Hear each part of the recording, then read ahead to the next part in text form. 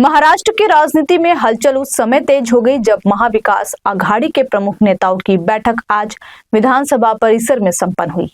इस बैठक में आगामी राज्यसभा चुनाव, महाराष्ट्र विधानसभा में विपक्ष की रणनीति और मौजूदा राजनीतिक परिस्थितियों पर विस्तार से चर्चा की गई।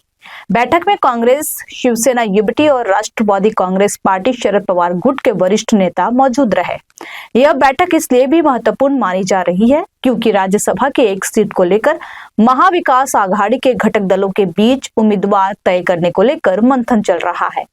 बैठक के बाद कांग्रेस विधायक असलम शेख ने मीडिया से बातचीत में बताया कि राज्यसभा उम्मीदवार के नाम पर सकारात्मक चर्चा हुई है और इस पर जल्द ही अंतिम फैसला लिया जाएगा। उन्होंने कहा कि महाविकास आघाड़ी एकजुट है और सामूहिक सहमति से उम्मीदवार तय किया जाएगा।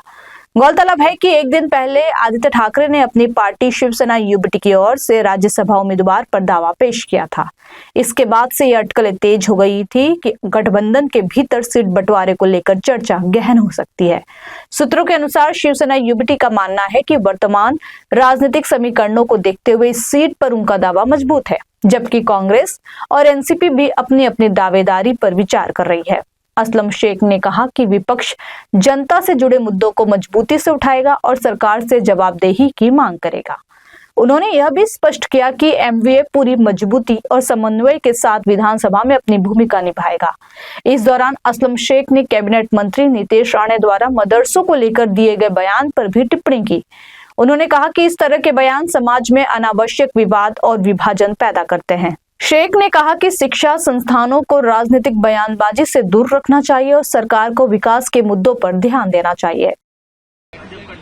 जब भी वहाँ विकास आघाड़ी आती है एक साथ, वो अधिवेशन का टाइम होता है। जब भी अधिवेशन होता है उस वक्त हमारी मीटिंगें होती है। उस मीटिंग के अंदर सभागृह के अंदर कामकाज के बारे में भी चर्चा होती है। आने वाले चुनाव के बारे में भी डेफिनेटली चर्चा होगी। अभी चुनाव का माहौल है, राज्यसभा और एमएलसी का चुनाव है, तो उसके ऊपर भी जो है बातचीत तो की जाएगी। ड्रग्स का मुद्दा आपको उठाया था। ड्रग्स काफी महत्वपूर्ण है। हमने देखा कि ड्रग्स के खिलाफ कार्रवाई रिलेटिव लगातार जो ड्रग्स की मात्रा है या कैसे तो जो केस है वो लगातार मुंबई में बढ़ती है। कई हजार करोड़ का हमने ड्रग्स पकड़ा, लेकिन इससे नियंत्रण नहीं कर पा रही। पिछले एक साल से मैं ये कह रहा हूँ कि ड्रग्स के ऊपर कड़क कार्रवाई होनी चाहिए। मैंने ही सभागृह में मुद्दा उठाया था कि ड्रग्स बेचने वालों के ऊपर खाली ड्रग्स के एक्ट में एमसीओसी लगना चाहिए और मुख्यमंत्री साहब ने जो है उस कायदे को लाने का भी काम किया और कुछ लोगों को जो है उसके ऊपर अरेस्ट भी कर रहे हैं। लेकिन अभी भी आप देख सकते हैं कि स्कूल के बाहर हो, कॉलेजेस के बाहर हो, बस स्टॉप हो, ट्रेन स्टेशन हो, कहीं पे भी ड्रग्स जो है ना इजीली मिल रहा है।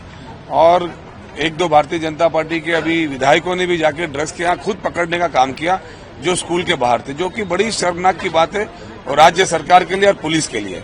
और कायदे में जब उसमें प्रोविजन है कि भाई जिसके ऊपर आप एमसीओसी लगाते हो उसकी प्रॉपर्टी भी जब्त करना चाहिए, उसके सारे जो बैंक के जो पैसे हैं वो भी जब्त करना चाहिए ताकि कोई हिम्मत ना कर सके। जिस तरीके से दुबई, सिंगापुर वगैरह में ड्रग्स बेचने वालों पे कार्रवाई होती है, उस तरीके की कार्रवाई अगर आप इस देश में मुंबई शहर में और महाराष्ट्र में करेंगे तो मुझे नहीं लगता कि कोई हिम्मत करेगा मुंबई शहर में या महाराष्ट्र में ड्रग्स बेचने की। तो महाराष्ट्र में लव जिहाद का कानून को लेकर बीजेपी के लोग मांग कर रहे हैं। कैसे देखते कानून का अगर सरकार बढ़ती है इसका विरोध रहेगा? देखिए, ऐसा है कि लव जिहाद हो कि भाषा जिहाद हो कि खाने का जिहाद हो, ये सब मुद्दे केंद्र सरकार, राज्य सरकार में सिर्फ इसलिए लाए जा रहे हैं कि मेन चीजों से जो है वो पब्लिक का ध्यान हटे।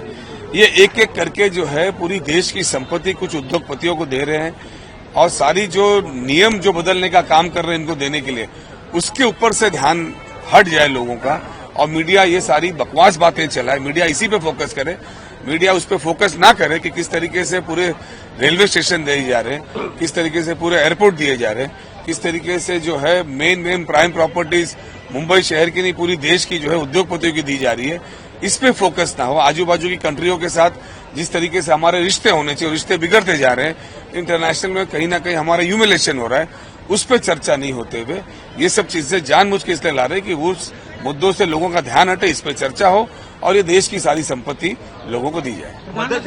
मदरसा आतंकवाद का अड्डा है, ऑडिट होना चाहिए यूपी और आसाम के तर्ज पर। जहां जरूरत है उससे बंद करके वहां पर स्कूल खोलने चाहिए। ये मांग मंत्री नितेश राणे ने उठाया है और कह रहे हैं कि वो सीएम से भी मुलाकात करेंगे। उन्होंने एक कहा कि मदरसों में आतंकवादी बनाए जाते हैं, अड्डा है। देखो, नितेश राणे जी एक मंत्री हैं, उनको सोच समझ के बोलना चाहिए।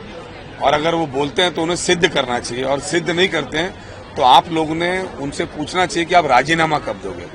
आज अगर मदरसों का इतिहास अगर आप देखने जाएंगे तो आजादी से पहले का अगर आप देखोगे तो यही मदरसों के उलमाए कराम थे, यही मदरसों के बच्चे थे जो झाड़ों पे जो है अंग्रेजों ने लटकाने का काम किया था। अगर कहीं पे कोई गलत काम होता है तो उस पर कार्रवाई होनी चाहिए। और रही बात नीतीश जी की तो वीडियो भारतीय जनता पार्टी में आने से पहले आप 5 साल पहले के वीडियो देख लो तो पता चलेगा कि वो किस तरीके से आरएसएस के बारे में बोलते थे, किस तरीके से भारतीय जनता पार्टी के बारे में बोलते थे, किस तरीके से उनकी मानसिकता इस सरकार के अगेंस्ट में थी जिसमें आज वो बैठे हैं।